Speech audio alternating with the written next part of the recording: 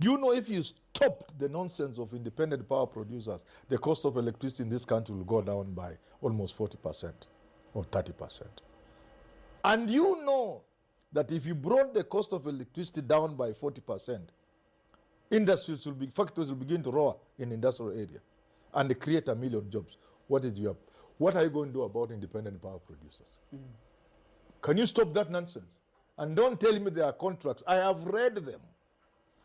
And I know there are openings to challenge and dismiss them and throw them